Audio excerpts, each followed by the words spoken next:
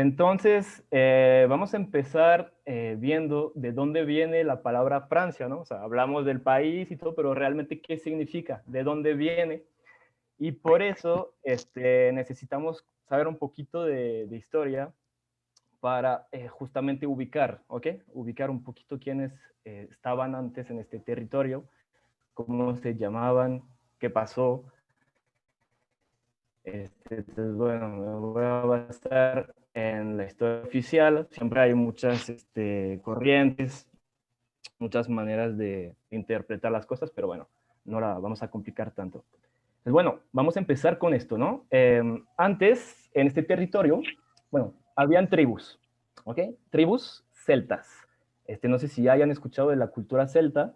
Era básicamente una cultura que tenía mucha espiritualidad, que estaba muy apegada a los árboles, le rendía cultos a los árboles, tenían sus propias tradiciones, sus propios sistemas políticos, aunque realmente se sabe bastante poco de este pueblo. Todavía hay muchos símbolos que quedan y que veremos más adelante. Entonces, bueno, este territorio donde habitaban los celtas se llamaba Galia. O sea, Galia es como la antigua Francia, para ubicarlo más o menos. ¿Okay? El territorio que se ocupaba, ese se llamaba Galia. Entonces, ¿qué pasó aquí? Bueno, eso tuvo lugar como un siglo antes de Cristo.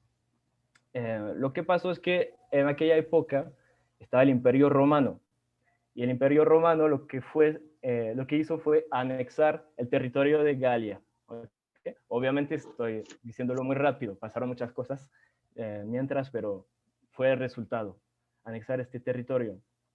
Esto hizo que se mezclaran pues, los celtas con los romanos. Y ya es cuando empezamos a tener esta base latina. Es decir, el idioma se va a empezar a desarrollar, va a ser una mezcla entonces de latín con las lenguas celtas.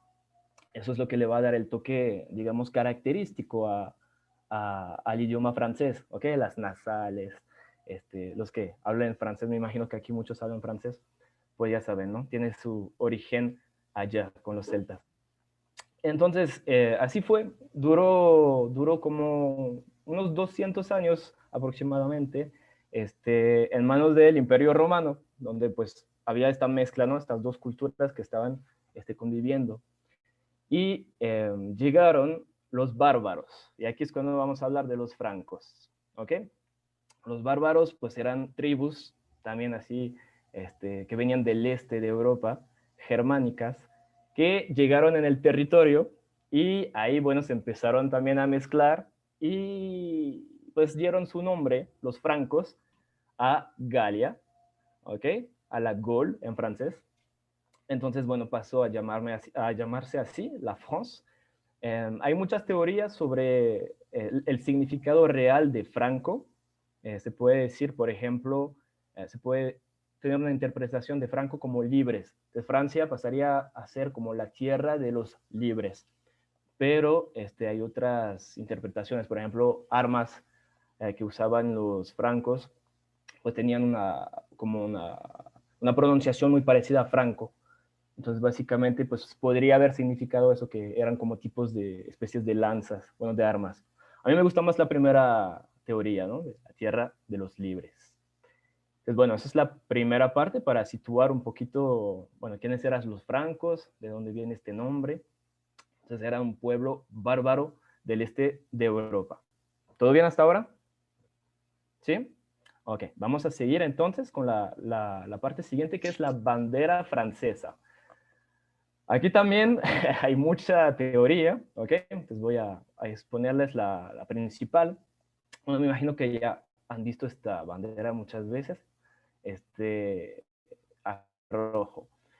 Bueno, hay varias interpretaciones. Podemos basarnos primero en la simbología. El azul se puede entender como el color de la igualdad, el rojo como el color de la sangre derramada. Hay que entender que esta bandera realmente se escogió después de la Revolución Francesa, de la que vamos a hablar también después. Y el blanco era el color de la monarquía, que, bueno, era una bandera muy parecida, con la fleur de lis, que es un símbolo, muy típico con los reyes que siempre se adornaban con este símbolo. Entonces, bueno, aquí ¿cómo se podría interpretar esta bandera? Pues la Guardia Nacional, que era como digamos, los revolucionarios durante la Revolución Francesa, tenía esos colores. Y eso, sabiendo que es como la monarquía, se podría interpretar de que la Guardia Nacional atrapó a la monarquía, que está entre los dos, ¿ok? Es una interpretación, pero bueno, hace sentido, ¿no? Porque sometieron de una cierta manera a la monarquía. Entonces, bueno, no sé si tengan algunas preguntas hasta ahora. ¿Todavía está bastante claro? No, ¿Sí? todo bien. Ok, perfecto. Bueno, voy a seguir entonces, si no hay más preguntas. Entonces, azul, igualdad, blanco, color de los reyes, y rojo, pues de la sangre, ¿no? de la revolución, se puede interpretar así. Bien, ahorita para entender un poquito más, les voy a presentar algunos personajes históricos. Hice una selección, van a faltar muchos, obviamente, pero de los que me parecen muy relevantes, muy interesantes, y se puede desarrollar algo con esto.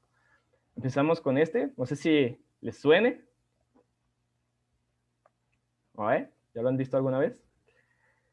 ¿Por qué Molière? Bueno, porque cuando se habla del francés, al igual que en inglés decimos que es el idioma de Shakespeare, en francés decimos que es el idioma de Molière.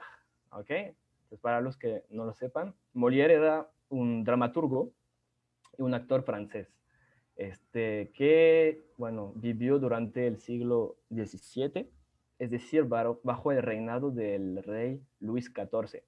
No sé si hayan escuchado de este rey alguna vez. Este rey muy extravagante, que le decían el rey Sol, le roi soleil en francés, que básicamente rechazó tener un primer ministro, quería gobernar solo, es decir, el poder absoluto, tenía todos los poderes, eh, adelante un poquito, tenía todos los poderes, y bueno, le gustaba rodearse de artistas, de escritores, que obviamente pues lo iban a halagar mucho, su persona, porque es como un poco el rey de la vanidad. Y Molière era uno de ellos, que al rey le gustaba mucho, entonces hizo muchos clásicos que todavía hoy en día se siguen actuando, Tartuffe, L'Avare, El Avaro, Le Malade Imaginaire, y bueno, morirá en el escenario, por la anécdota, interpretando esta obra, Le Malade Imaginaire, este, y de tuberculosis. Entonces, bueno, creo que por la anécdota traía algo verde, y se quedó la costumbre en Francia de que cuando uno actúa no usar verde porque trae mala suerte. Ok, una anécdota. ¿Preguntas? ¿No, Saba? Ok, ¿les sigo? Entonces, bueno, después de este rey, como les dije, pues teníamos el poder absoluto. También se edificó el castillo de Versalles, un castillo hermoso que está en Francia bajo su reinado. Entonces, justo después de esto, cuando muere el rey Luis XIV, deja el país muy endeudado, y ahí es cuando llega el siglo XVIII. Aquí hablamos de los filósofos de las luces. ¿Saben por qué se dice las luces?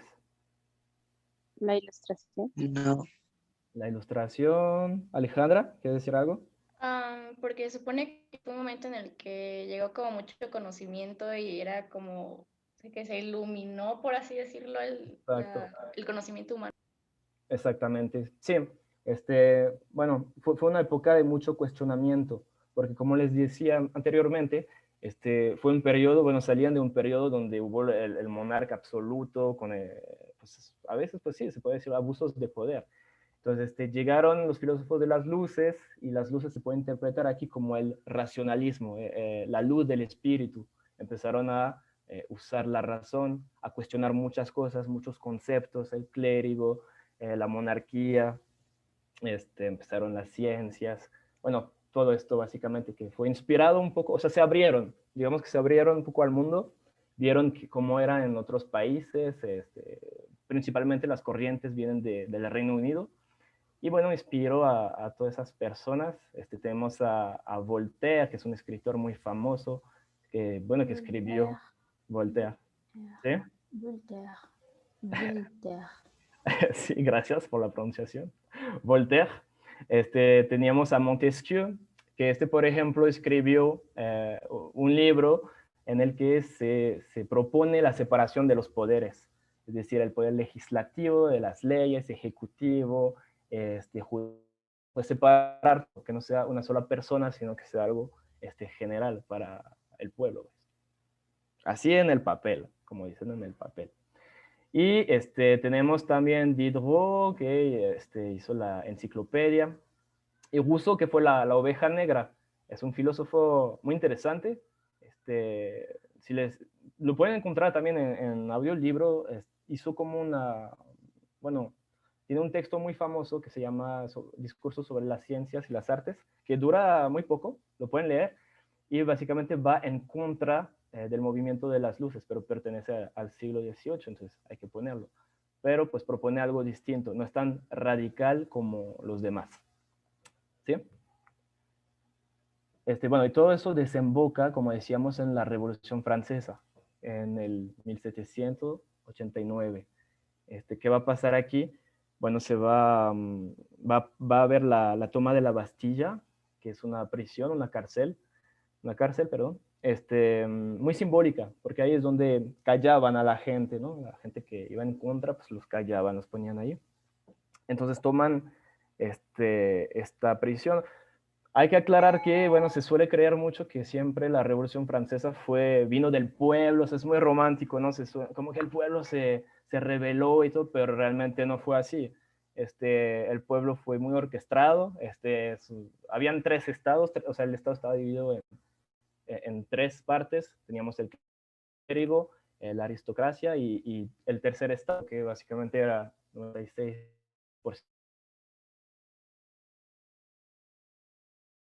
ricos, la gente más pobre. Entonces, bueno, en mi opinión fue más una pasación, o sea, sí, un intercambio de poder. En vez de que sea una sola persona, pues ya fueron varias personas que llegaron al poder, pero bueno, se puso ahí también la Declaración de los Derechos Humanos, y el rey, sí saben cómo terminó, ¿no? Sí, ¿no? Le cortaron la cabeza. Muertitos todos. Sí, básicamente.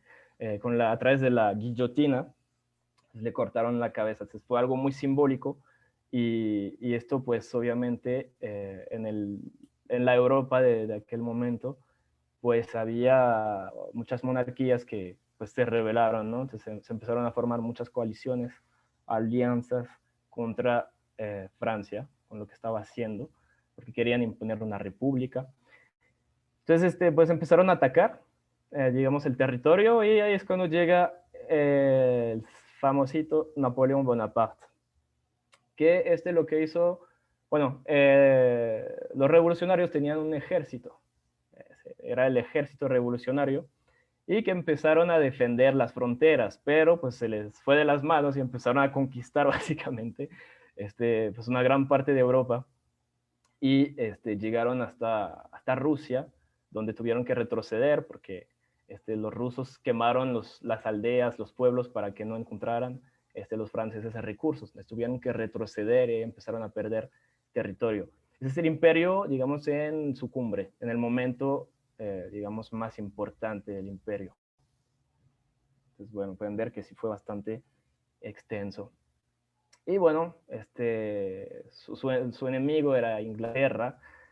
Napoleón hizo muchas cosas, como por ejemplo crear el Banco de Francia. Ahí empezó la moneda, el franco, redactó también el Código Civil y restablece el catolicismo, entre otras cosas. ¿Ok? Entonces, bueno, es un personaje bastante importante en la historia de Francia. ¿Preguntas? Voy a hacer una pequeña pausa ahorita. No sé si quieran aclarar algo, preguntar antes de seguir. No. ¿Todo bien? Sí, sí, dos preguntas. Sí. La primera, la parte azul aclarado son las partes que fueron conquistadas. Sí, y bueno, digamos que el azul así como más clarito es como son los países, la alianza, que a lo mejor no formaban parte del imperio, pero eran alianzas, ¿no? Ok. La otra pregunta es, ¿cómo se llama lo que dijiste que escribió Russo? Rousseau, Rousseau, bueno, escribió en la academia de, no me acuerdo dónde fue, Dijiste discurso cursos sobre... sobre las artes y las ciencias, y también está al origen del contrato social. El Ujú. contrato social, para los que no sepan, es como básicamente para entrar en una sociedad que uno pueda vivir bien, la sociedad tiene que renunciar a sus derechos naturales, serían, por ejemplo, pues matar a alguien por la calle o golpear a la primera persona que nos enoja, pues básicamente renunciar a esos derechos para aceptar los derechos que la sociedad le da, es decir, luego las instituciones, que te puedas defender con el poder judicial y todo. Entonces es bastante interesante. Si les interesa, pues ahí les dejo la semillita, ¿no? Ok, d'accord. Gracias. ¿Cree que se encuentra en francés? ¿El qué? El discurso sobre las artes, ¿se encuentra Sí, en francés? Ah, ok. sí, claro, claro que está en francés. Sí, Gracias. espera, de nada. ¿Otras preguntas? ¿No? Ok, voy a seguir entonces. Aquí estamos en el siglo, bueno, hay 18, ¿ok? Digo, no, sí, 18, y aquí ya empezamos como el siglo 19. Y aquí, bueno, tenía que hablar de Victor Hugo, en francés, que básicamente es el romanticismo, ¿no? El cliché. Hay preguntas, espérenme, en el chat. Ok, perfecto. El romanticismo. Entonces, no sé si conozcan este libro. Lo puse aquí porque pues, es uno de los más representativos, creo, cuando uno habla de la literatura francesa, de romántica. Se estrenó, creo que en el año 1862. Y básicamente aquí pues es una caricatura de la sociedad, para decirlo así, donde cada personaje está muy exagerado eh, y son personajes muy simbólicos, que son como símbolos, hay que interpretarlo de esta manera. Entonces es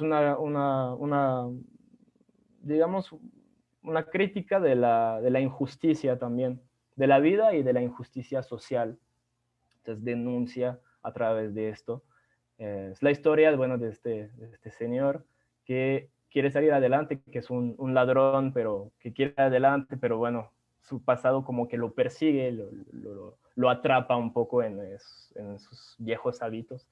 Entonces, bueno, es bastante interesante. Aquí hay una frase, no sé si alguien la quiera traducir, si alguien ya pudo traducir esta frase, que se me hizo muy representativa de él. Alors, l'isolement, el aislamiento, el abandono y la pobreza son campos de batallas que tienen sus héroes. Entonces, bueno, es una frase bastante representativa de su obra. ¿Sí? Ok. Y voy a seguir con algo un poco más reciente. Ahí, se quedó así, espérenme. Ahí se quedó trabado. No, ya. Ahí, una falla técnica. Ya. Edith Piaf. Bueno, ¿la conocen? Sí. Bueno, la escogí porque sí es muy representativa creo que de Francia, cuando uno piensa en Francia, pues se imagina la Vie en Rose, ¿no? Entonces, les puse algunas canciones de Edith Piaf, de las más famosas. Se caracteriza mucho por su tono de voz y su manera de hablar con la R, así, ¿no? Rien de rien. Entonces, bueno, muy típico. En aquel momento se hablaba mucho así. Es por el canto, pero digo que así se hablaba mucho, con esta R. ¿Ok? Pero bueno, aquí están varias de sus canciones, hay muchas. Esta, por ejemplo, si no me equivoco, la Full, está muy inspirada en una canción, de hecho, latinoamericana, que Nadie sepa mi sufrir, pero es como un vals peruano o argentino. Si la escuchan se van a dar cuenta que tiene pues, pues sí, muchas semejanzas. Y bueno, aquí tenemos a Edith Piaf, que murió en los años 60. ¿Sí? ¿Todo bien? Ok, les sigo. Ahorita sí, vamos a, después de esta parte histórica, hablar un poco del país. Francia, situada en el oeste de Europa. Bueno, ahorita, bueno, antes tenía 22 regiones, ahorita no sé, porque reformaron todo esto. Yo soy de aquí, de Bretaña, donde las crepas, la cultura celta muy presente, el número de habitantes, su capital es París, y bueno, comparte fronteras con España, Bélgica, Luxemburgo, tenemos Suiza, Italia, bueno, comparte esto, ¿no? Y con Inglaterra también, no fronteras reales, pero estamos al ladito. Y así es. Y el gallo, bueno, porque el gallo es un símbolo también de Francia. Hay una marca que se llama Le Coq Sportif, Le Coq es el gallo deportivo, que bueno, aquí no es tan famosa, pero allá es bastante famosa. Je continue. ¿Hay preguntas? ¿Por qué el animal representativo es un gallo? ¿Hay una historia sobre eso? La verdad que no lo sé. Ahí sí no les voy a mentir, no voy a inventar algo rápido. No sé por qué. Me lo preguntaron hace poco y fallé a mi deber de investigar, pero pues es un gallo. Eso se lo dejo de tarea, porque a lo mejor por la agricultura, porque Francia es un país que era muy agrícola, donde bueno, se trabaja mucho la tierra, los animales. ¿Quién sabe? Será un misterio de momento. ¿Otras preguntas? El vals es peruano. Muchas gracias. Sí, no sabía si era argentino o peruano. Es peruano. ¿Okay? Lo pueden escuchar y se van a dar cuenta que sí es muy, muy parecido, muy interesante. La mezcla, ¿no? De cultura. A ver, yo continúo. Bueno, ahorita sí, bien, hablemos de la langue de Molière, la lengua francesa. Vamos a ver algunos datos sobre esta lengua. Entonces, primero el origen, como les dije, que es una mezcla básicamente del acento celta con lengua romance, el latín. Se mezcló todo con luego los bárbaros y bueno, fue un país que fue invadido muchísimas veces. Y aquí tienen ejemplos de símbolos celtas. ¿Okay? Se caracterizaban también mucho por los druidas. ¿Okay? Ese es el árbol de la vida, el triskel, ¿cómo se llamaba? Se me fue. La cruz celta. Y bueno, ese es l'hermine, es el símbolo de Bretaña. Representa un animalito. Creo que se dice hurón en español. Está como blanquito. Entonces, bueno, para que identifiquen un poco los símbolos. No sé si conozcan algo que se llama Asterix y Obelix. ¿Sí? Se habla mucho justamente de la invasión por los romanos en las aldeas celtas. Entonces es interesante. Bueno, obviamente son caricaturas, pero si les interesa, pues pueden checar esto. Checo el chat. La verdad, relación desde el inicio entre español y francés, aparte de que son lenguas romances. Pues yo creo que esta es la relación, ¿no? Pienso que es el latín. El español se desarrolló pues con los pueblos que estaban los fenicios, les ibers, celtibers. También hay celtas en España. Y bueno, yo creo que ellos como que tomaron cada uno su camino, ¿no? Los franceses pues con los celtas y el latín. O sea, el latín se fue mezclando con muchos idiomas de tribus y así creo que es como tuvimos. Es una teoría realmente, o sea, no soy tan capacitado, no he hecho tantos estudios sobre eso, pero pues me imagino que es esto, básicamente, que fueron evolucionando con los idiomas en el lugar, como en México, por ejemplo, con los mayas y todo, pues hay palabras que se han mezclado con el español. Y bueno, así como obtuvimos esto. ¿Otras preguntas? ¿No? ¿Cómo voy de tiempo? Estoy bien, estoy bien. Okay. No quiero ir muy rápido, pero tampoco muy lento. Ok. El francés a nivel mundial, para que tengan una idea. Bueno, se habla francés en los 5 continentes. Entonces eso es lo bueno. Si aprenden francés, pues lo pueden hablar por muchos lados. Desde la teoría lingüística, la única relación entre las lenguas romances es que todas parten del latín a raíz de la colonización del Imperio Romano. Ándele. Ajá, sí, se me hace lo más lógico, pero quién sabe.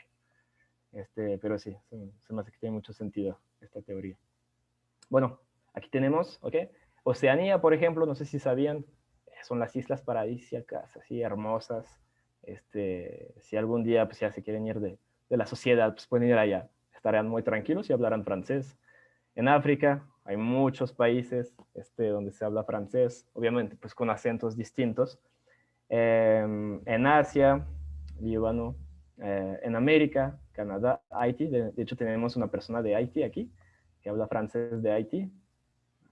¿Quieres decir algo en francés, Vela, para que se escuche tu acento? Je ne sais pas quoi dire, en fait. Ok, ese es el acento de Haití, que también es muy bonito. Y tenemos luego... Ay, voy checando el chat. ¿Por qué los números en francés son tan raros? voy a hablar de los números también. Bueno, Europa, Francia, Bélgica, Luxemburgo también. Bueno, se habla en muchas partes, ya lo entendieron. Ok, el idioma nativo, también hay antiguas colonias de Estados Unidos, como la Louisiana, Detroit, hay muchas, ¿cómo se llama? Pueblos que todavía tienen nombres en francés. Entonces, bueno, se puede ver un poco la influencia que tuvo. En Quebec, obviamente, que ahí es un francés muy chistoso, según yo, me gusta. Es muy chistoso, como es una mezcla de francés antiguo con el inglés. Es muy extraño ver esto, pero que tiene un acento muy peculiar también, muy suyo. En América del Sur, no sé si sabían, hay territorios, o sea, eso es la Francia, digamos, Francia metropolitana, que es el país, así como lo conocemos, pero también tiene otros territorios, que son también Francia. O sea, aquí van y es territorio francés, con leyes francesas, que es la Guyana, al lado de Brasil. Bien, ahorita sí, bien. ¿Preguntas de cuestión? ¿No hay preguntas? ¿Todo bien? Algunos datos curiosos del francés. Preguntas. Escuché que abrieron el micrófono. ¿Sí? Porque hay mucho eco. Rosalinda, no sé si tengas un segundo teléfono abierto, si podrías hablar solamente por uno. No tengo. O si gustas, sí, si gustas escribir por el chat y con gusto podemos leer la pregunta. Ok. Bueno, estaré... Ya estoy quitando ya los oigo. Se te escucha Sí, mejor. se te escucha mejor, pero si pudieras mejor escribir la pregunta en el chat y con gusto la leemos en un momento. Está en la barra inferior donde dice chatear, ahí puedes escribirla y la leemos con gusto. Perfecto. O de mientras... No veo dónde dice chatear. En la parte más... Ya ves que está la Seguro de tener un parlante al lado suyo. Si le puede bajar al parlante, deja de hacer el eco. O otro dispositivo que transmitiendo el audio.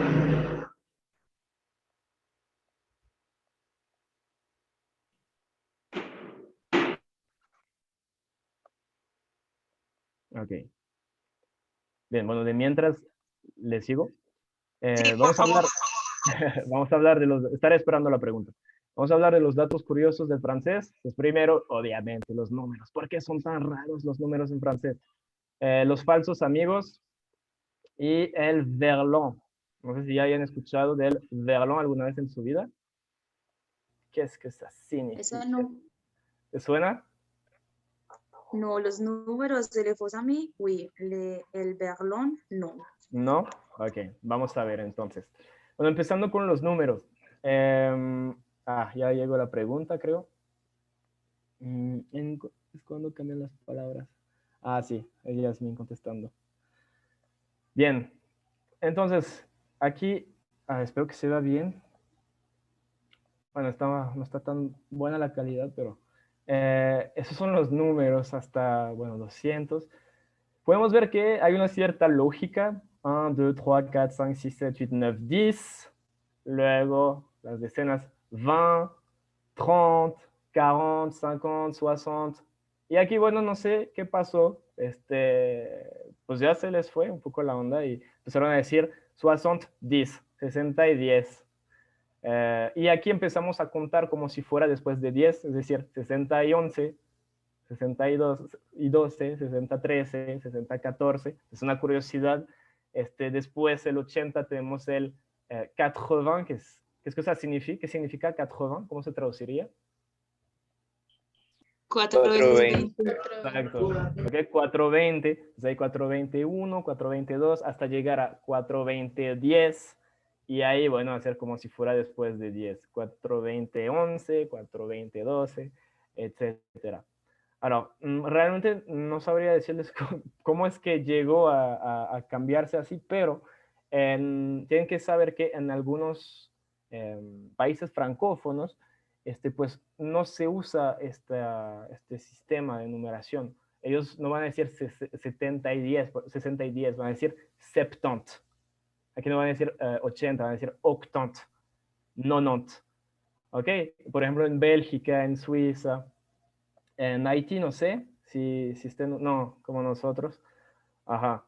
Bueno, tiene esas curiosidades, ¿no? Pero pues yo creo que antiguamente pues sí era así como 70, 80, 90, pero ahí algo pasó y se quedó así. Bueno, nada, te queda curiosidad con los números. Y bueno, los falsos amigos. ¿Alguien quiere definir lo que es un falso amigo? O sea, en el contexto. Es que lo engañan a uno. Uno cree que es verdad y no. Totalmente lo contrario. Exactamente. No siempre totalmente lo contrario, pero pues sí distinto. Y puede llegar a ser un opuesto, eso sí es cierto. Son las palabras que se parecen, de hecho, por lo mismo que compartimos una raíz, que es el latín. Entonces hay palabras que se parecen, pero que evolucionaron, que fueron agarrando un sentido, un significado totalmente distinto. ¿Conocen algunos en francés de estos falsos amigos? Gato Gâteau, exactamente. no es gato, es postre, es pastel. Exactamente, aquí está, de hecho. Le gâteau, ok, bueno, en español no les voy a enseñar lo que es. Le gâteau, y en francés le gâteau, obviamente, bueno, se escribe de manera distinta. G-A-T-A-U, no sé si se va bien. Es el pastel, ok. Entonces en francés comemos gâteau sin problema. Podemos ver muchas de esas palabras, por ejemplo, le sol, bueno, el sol, en francés decimos le soleil, pero para nosotros el sol es el suelo. Ahí sí es totalmente lo opuesto, se podría decir. Que tenemos también embarazada, nosotros embarrassé, confuso, confusa. Es que tenemos enfermar, que en francés tenemos enfermer, que significa encerrar. Tenemos discutir también, discuter. Discuter en francés no es como peyorativo, es como platicar, charlar. Eso es discuter, hablar totalmente. El sable. Lo sable para nosotros es la arena. Y se diría sable, sabre. ¿Ok? Entonces, bueno, para que se den así una idea de los falsos amigos que existen. ¿Algunas preguntas? ¿O uno que se les haga muy chistoso, muy curioso? ¿Todo bien? Entendez, c'est écouter. Entendez. Entendre. Ajá. Suena como entender. Exactamente, sí, muy bueno. Entender, bueno, entendre en francés es como oír, écouter, ¿ok? Ahí hay que tener cuidado con esto. Pero comprendre es comprender. Ajá. Adelante. ¿No? ¿Hay pregunta? No, quería decir que a veces entendre no tiene sentido de comprender. A veces, según... Se podría decir también, en el uso cotidiano siento que la gente no lo usa tanto, pero sí, se puede encontrar como este sentido también, como que je t'entends, como que entiendo como tu, no sé, tu pregunta, algo así. Se puede decir también, pero no es, siento que es mucho más formal, sería más formal. ¿Otras preguntas? ¿Otra cuestión? ¿No? Bueno, pasemos al verlan. Qu'est-ce que c'est le verlan? Es muy curioso, es relativamente... Hay una pregunta, déjame checar. Ok, no es una pregunta. Ok, ese es el verlan. Bueno, es relativamente reciente. Yo creo que no tiene más, bueno, menos de que 70 años. A lo mejor me equivoque, pero más o menos. ¿Qué es? Bueno, es la inversión de las sílabas. Las sílabas, básicamente. Significa à l'envers. À l'envers en francés significa al revés. Entonces pusieron la palabra à l'envers, al revés, y obtuvimos verlan, l'envers. Como revés al, algo así, para que lo ubiquen. ¿Cómo? ¿Sí? Entonces, bueno, aquí tienen ejemplos del verlan. Ahora es algo, un argot, una jerga, digamos, popular. ¿Ok? Femme se va a poner al revés y vamos a decir meuf, meuf. Voiture, pues ponen, hacen la inversión, turvois, la turvois, es la voiture. Métro, le tromé. La fête es la teuf. ¿Ok? Y hay muchas palabras de estas. Es tan grande este fenómeno que hasta está en palabras del verlan que aparecen en el diccionario. La gente usa más la palabra en verlan que la propia palabra. Entonces eso pasa mucho pues, con los jóvenes también. Pero pues les digo, o sea, gente de todas las clases sociales van a usar el verlan. ¿Por qué existe el verlan? ¿Cómo saben que invertir? Ah, sí, es buena pregunta. ¿Por qué cambian estas palabras? Pues básicamente llegó, creo que en los barrios fue como una forma de comunicarse, de destacar un poco, no así, no, sí, destacar entre la multitud, la muchedumbre, como una señal, como una manera de reconocerse entre gente de la misma comunidad, para decirlo de esta manera. Entonces, era una manera así de diferenciarse, pues lo hacían así. La otra pregunta es, ¿cómo saber cuándo es verlan o cuándo se puede hacer verlan? Pues es que tiene que ser aceptado más que nada. Son palabras bastante definidas, aunque ahorita la gente ya inventa verlan, inventa cada palabra, pero se supone que son algunas palabras muy típicas, como estas, por ejemplo, que son las que siempre se usan, se suelen usar. Puedo pensar también en chelou, como louche, se quedó chelou, la gente ya no dice louche, dice chelou, que significa raro, prefiere usar esto que... esto también se da en otras lenguas, en inglés lo hay y es súper difícil, en español tiene algunas como camisa pasa a misaca, por ejemplo. Sí, de hecho había escuchado en español también como la yeca, este tipo de cosas. Entonces en francés es lo mismo, pero creo que lo llevaron al otro extremo. Ese es el verlan, para que tengan una idea. C'est ouf, exactamente, c'est ouf. Fu, está loco, una cosa loca. Bien, voy acelerando un poquito, ya casi termino. Voy a terminar entonces con algunos monumentos, algunas partes de Francia, nada más para que pues, tengan una idea, ¿no? De cómo está hecho, que no solamente es París, París es muy bonito, pero pues Francia es todo esto y cada parte tiene lo suyo. Entonces, para que vean un poco lo variado que pueden llegar a ser los paisajes del sur, del este, la Provence, los campos de lavanda, el noroeste, esa es la Normandía, la tierra de los hombres del norte. Bretaña, muy bonita. El sur, cerca de Italia, el este, las montañas, algunos monumentos muy típicos.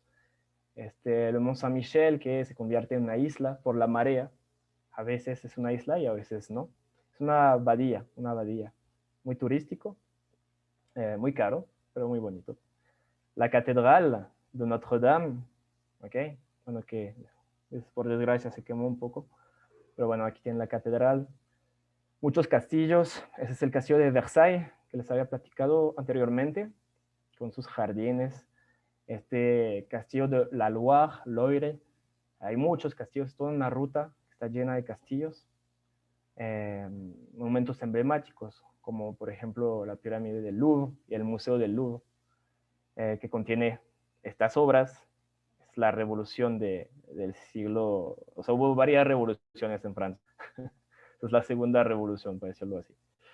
La Joconde, Leonardo da Vinci, la Venus, y bueno, un pasillo bonito. La Tour Eiffel, la conocen, me imagino, que tiene poquito, bueno, tiene un siglo, un poco más de un siglo. La pusieron para una exposición básicamente universal del arte. A los parisinos no les gustaba nada, decían que estropeaba, ¿no? que dañaba todo, echaba a perder todo el paisaje, era como una mancha en medio de una ciudad muy bonita. Y bueno, ahí se quedó, como que le pusieron algunas antenas meteorológicas, ese tipo de cosas, y hicieron que se quedara para la tele también, sirve para esto, y quizás otras cosas, quién sabe.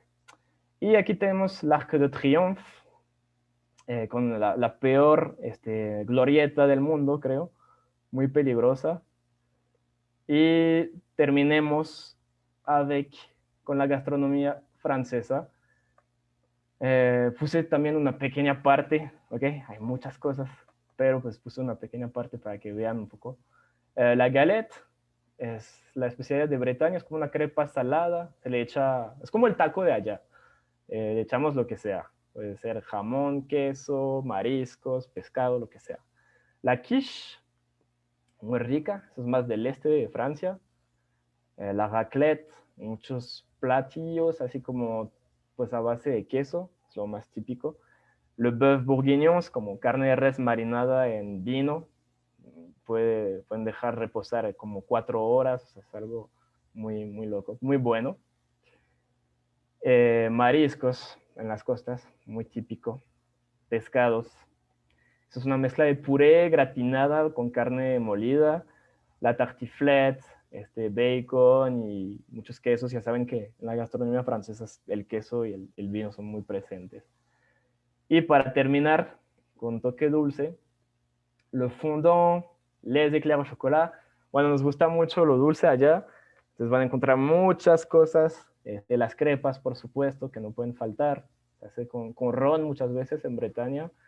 La tarte tatin es de manzana, les macarons. Y esto es más para el desayuno. ¿Los conocen? ¿Ouais? Les croissants, algo así, creo que se llama. Ajá. Estos son les croissants, La les pains au croissant. chocolat, les pains au raisin, ¿ok? Es pan de uva, bueno, con pasas de uva. Entonces, bueno, es como el desayuno típico que suele ser dulce por lo general, ¿no? Et voilà, j'ai terminé. Merci tout le monde, bueno, espero que les haya gustado. No sé si todavía nos queda un poco de tiempo o si ya tengamos que irnos. Sí, tenemos tiempo para unas 2 o 3 preguntas. Ya hay aquí algunas personas con la mano levantada. Entonces, me parece, Nathan, no sé si ustedes preguntar rápidamente. Sí, la pregunta era, que me surgió era, había visto una serie que se llama Lupin y vi ese monumento que es como un triángulo con vidrios, pasó hace tiempo. ¿Alguna historia sobre eso? ¿Qué significa? Alors, su significado yo creo que tiene un trasfondo un poco esotérico. Si no me equivoco, tiene 666 cuadritos.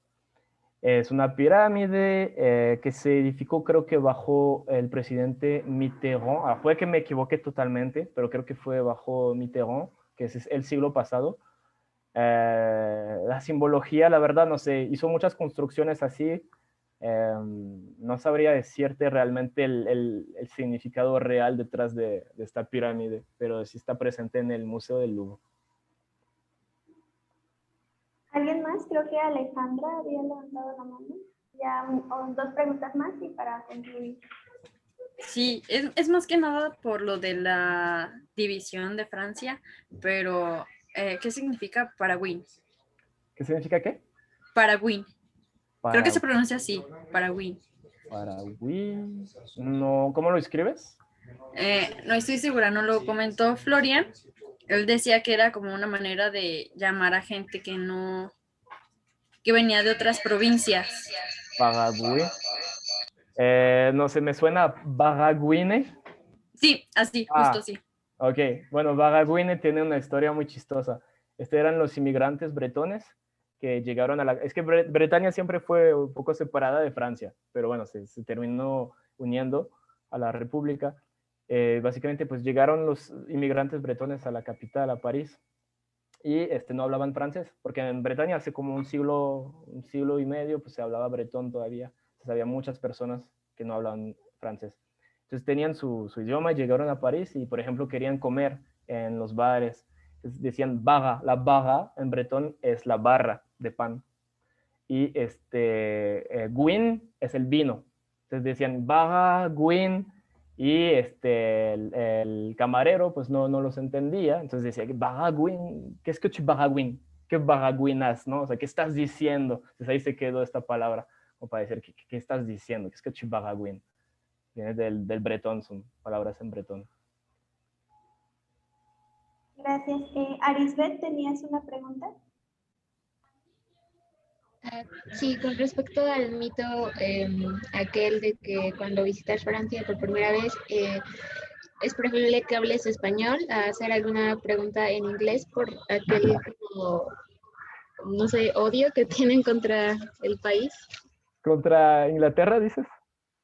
Sí, o sea que es preferible hacer cualquier pregunta por más mal que sea la pronunciación o preferentemente en español antes que hacerla en inglés. Puede ser, fíjate, eso lo he escuchado mucho con París, con la gente. Yo no soy de París, la verdad. He ido a París, pero no he vivido ahí realmente. Entonces, no sé cómo sea la experiencia de un extranjero en París.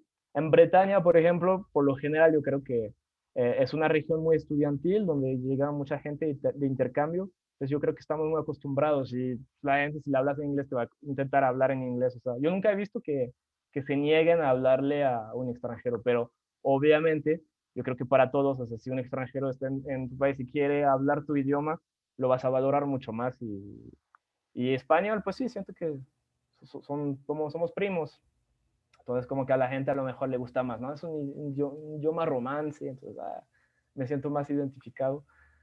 Pero esto que dices yo creo que tiene más que ver con París. Y hasta eso, pues, dependerá de muchas personas. O sea, hay personas que sí van a ser así, pero ojalá, espero que no sea la mayoría. Gracias. Tenemos tiempo para una última pregunta. No sé quién desee. ¿Yo puedo hacer una pregunta? Sí, adelante, Ana. Bueno, con respecto, me entró una duda porque yo empecé a aprender alemán y pues antes de aprender alemán quise aprender francés, pero me costaba mucho pronunciar la R, no, es la R que sale de aquí. Pero me di cuenta que a la hora de aprender alemán, pues tiene mucha similitud la pronunciación de la R. Sí. Entonces ahí como que dije, ok, va por ahí, me parece que hasta creo que hay algunas palabras que los alemanes, bueno, lo utilizan, ¿no? Así, no sé si en Francia hay algunas palabras también que puedan ser utilizadas. ¿Del alemán dices? Uh-huh. Sí, sí hay algunas, de hecho. Yo creo que sí comparten más de lo que se cree el francés y el alemán. Bueno, yo no hablo alemán. He estado viendo algunas cosas sobre el alemán, pero no lo hablo. Pero sé que hay muchos fonemas que se parecen demasiado. O sea, bueno, sonidos. Por ejemplo, la U, también tienen la U en alemán. Esta R, que tanto nos cuesta a veces. También he visto que la tenían. Y hasta como en la conjugación de ciertos tiempos, como tiempos del pasado. Nosotros usamos mucho el pasado compuesto. Y he visto que en alemán también tienen dos auxiliares, o sea, es muy parecido. Y en el idioma tenemos palabras como caput, que significa, ¿cómo se podría traducir el caput? Como petateado, no sé, algo así.